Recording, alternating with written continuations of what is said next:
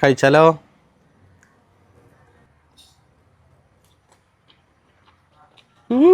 Guys, അങ്ങനെ നാളെ ഓശാനയാണ്. ഞങ്ങളുടേതേ ഓശാനയ്ക്ക് ഉണ്ടാക്കുന്ന കൊഴുക്കട്ട റെഡിയാണ്. നല്ല സോഫ്റ്റ് ആയിട്ടുള്ള, ഉള്ളിൽ നല്ല ജ്യൂസി ആയിട്ടുള്ള കൊഴുക്കട്ട. കണ്ട, നമ്മുടെ കൊഴുക്കട്ട, നമ്മുടെ അങ്കമാലിക്കാരുടെ കൊഴുക്കട്ട. ഇതുണ്ടാക്കണത് എങ്ങനെയാണെന്ന് ഞാൻ ഇപ്പോൾ പറഞ്ഞുതരാം കേട്ടോ. അരിപ്പൊടിയും ഉപ്പും കുറച്ച് ചൂടുവെള്ളവും വെളിച്ചെണ്ണയൊക്കെ എടുത്തിട്ട് ഇതുപോലെ മാവ് കുഴച്ച് വയ്ക്കുക. കുറച്ച് ഏലക്കായയും ചെറിയ ജീരകവും ഇതുപോലെ പൊടിച്ചു വയ്ക്കുക. പിന്നെ നമ്മുടെ തേങ്ങ എടുത്തിട്ട് അതിനകത്തേക്ക് ശർക്കര പാനിയാക്കി നമ്മുടെ തേങ്ങയിലേക്ക് ചേർത്ത് കൊടുക്കുക. ഇത് നമ്മൾ അടപ്പത്ത് വെച്ചിട്ട് ലോ ഫ്ലെയിമിൽ ഒന്ന് കുക്ക് ചെയ്തെടുക്കുക.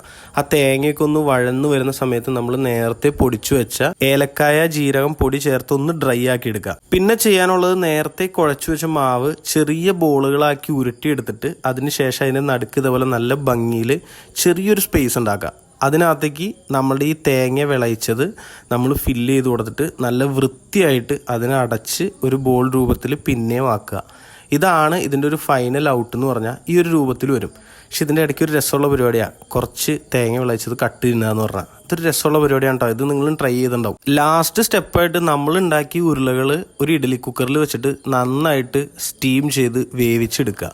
അപ്പോൾ നമുക്ക് നമ്മുടെ ഓശാനയ്ക്ക് ഉണ്ടാക്കുന്ന കൊഴുക്കട്ട കിട്ടും. നിങ്ങളിത് ട്രൈ ചെയ്ത് നോക്കണേ.